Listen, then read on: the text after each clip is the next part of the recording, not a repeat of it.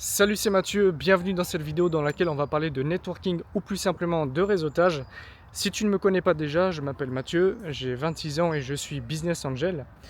Dans cette vidéo, j'avais envie de te parler de mon expérience avec le networking.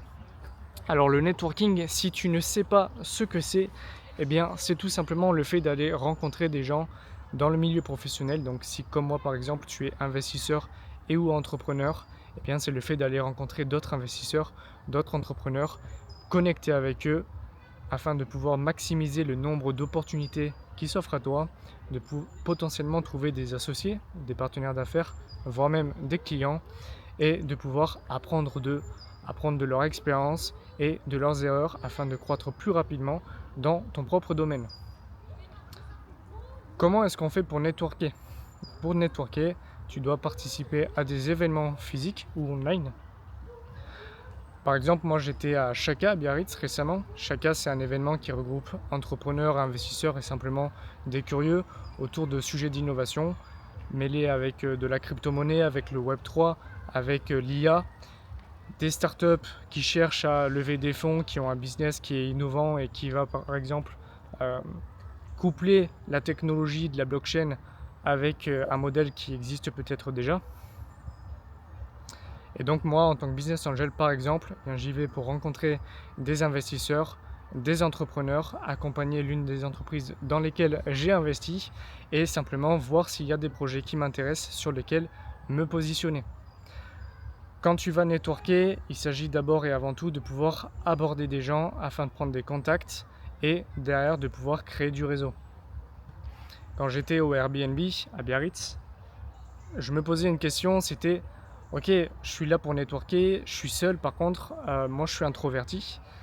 Parfois j'ai peur d'aller vers les gens. C'est pas que j'ai peur, c'est plutôt que je me pose des questions qui me font douter et qui me font perdre de l'énergie. C'est pour ça que parfois tu n'y vas pas, simplement. Le genre de questions que je pouvais me poser à ce moment-là quand j'étais dans le Airbnb, c'était qu'est-ce que je vais bien pouvoir dire? Est-ce que je vais être à la hauteur? Est-ce que je vais savoir me présenter? Est-ce que je suis légitime parfois à parler avec certaines personnes? Et à ce moment-là, tu vois, je sentais mon énergie qui diminuait et je me disais, ok, j'y vais pas, je sentais que j'avais pas trop envie d'y aller. Puis je me suis rappelé que j'étais quand même là pour networker, pour maximiser les opportunités qui s'offrent à moi. Donc du coup, je me suis rappelé de l'essentiel. L'essentiel quand tu networks, c'est quoi?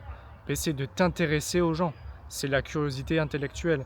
C'est de sincèrement vouloir apprendre des personnes qui sont autour de toi.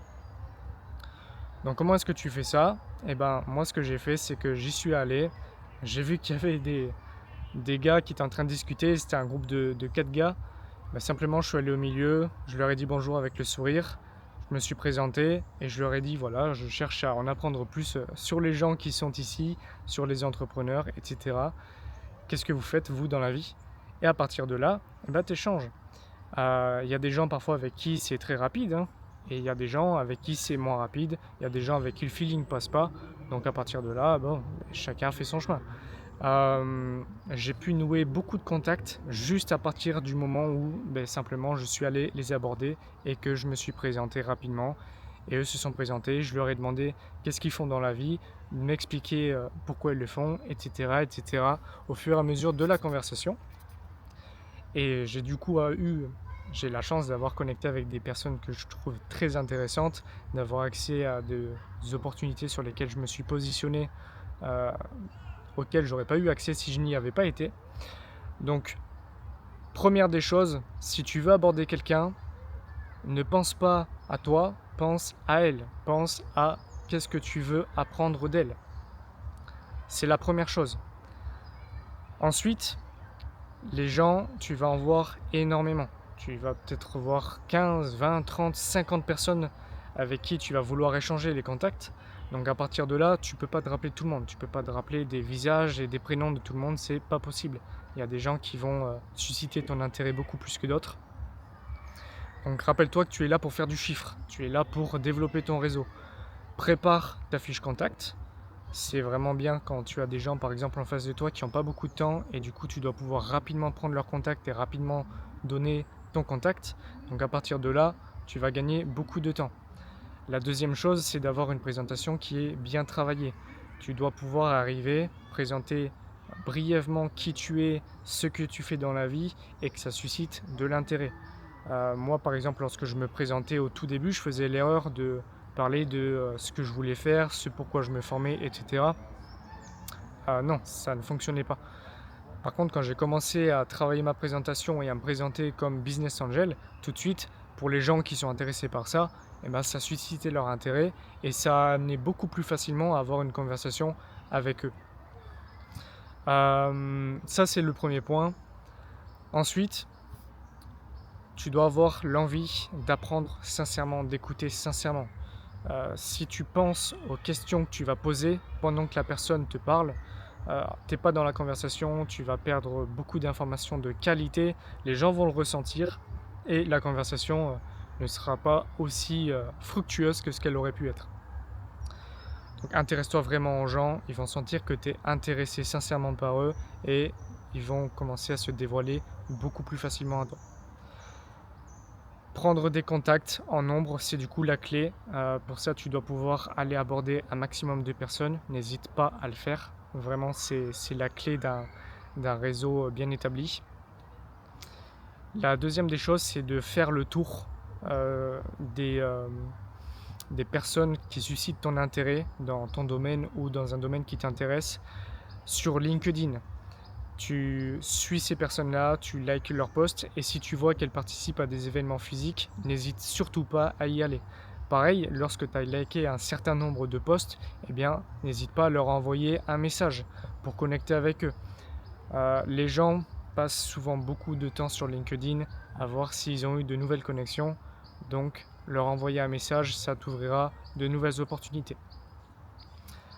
Dans les erreurs à éviter, effectivement, il y a également l'une des erreurs que je faisais, c'était parfois de parler trop vite parce que je pensais à différentes choses et j'avais envie de dire beaucoup de choses en même temps. Donc, t'as pas besoin de parler vite, mets des temps de silence dans ce que tu dis, prends le temps de réfléchir à ce que tu veux dire et comment tu veux le dire. Ça permettra d'avoir une conversation beaucoup plus agréable. Ensuite, pour pouvoir networker, donc effectivement, tu as les événements physiques. Ensuite, tu as les groupes online ou physiques. Moi, par exemple, je fais partie de plusieurs réseaux d'investisseurs et d'entrepreneurs, dont l'un des plus grands de France et en tout cas, je trouve l'un des plus qualitatifs, grâce auquel j'ai eu accès à de belles opportunités et dans lequel j'ai gagné des années et des années d'expérience, puisque j'ai pu tout simplement avoir accès à l'expérience cumulée d'investisseurs et d'entrepreneurs sur des dizaines d'années. Des gens qui ont des parcours parfois très inspirants et qui ont des réussites parfois très très très grandes par rapport à mon échelle. Moi par exemple en tant que business angel, je m'intéresse beaucoup à faire évoluer mon patrimoine et donc quand j'ai l'occasion justement d'apprendre avec des gens qui ont fait 500 millions de plus-value avec leur investissement, j'ai envie d'apprendre comment est-ce que je peux faire la même chose. Donc comment tu fais pour rejoindre des groupes comme ça?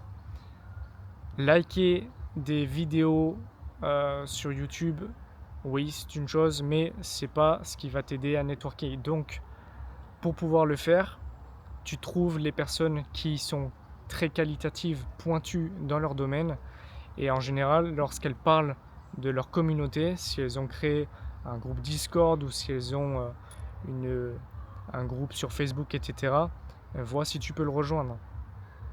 Pareil, quand tu rencontres d'autres investisseurs dans des événements physiques, demande-leur s'ils font partie d'un réseau pour pouvoir rejoindre ce réseau.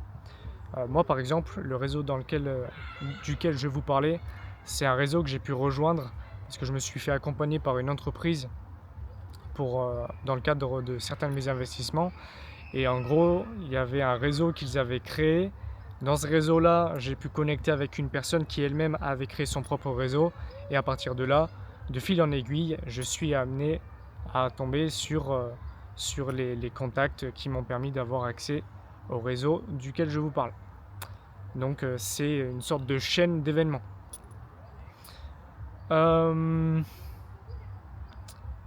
On a plutôt bien déblayé le sujet. Là tout de suite, j'ai pas de J'ai pas de nouvelles choses qui me viennent à l'esprit, donc du coup je pense que je vais arrêter cette première vidéo là. Si vous avez des questions, si vous avez envie de connecter tout simplement avec moi, n'hésitez pas à les poser dans les commentaires. N'hésitez pas, pareil, si vous avez des critiques constructives, à les mettre dans les commentaires. Je les lirai avec attention. Sur ce, je vous souhaite une bonne journée. Merci d'avoir regardé la vidéo et à très bientôt.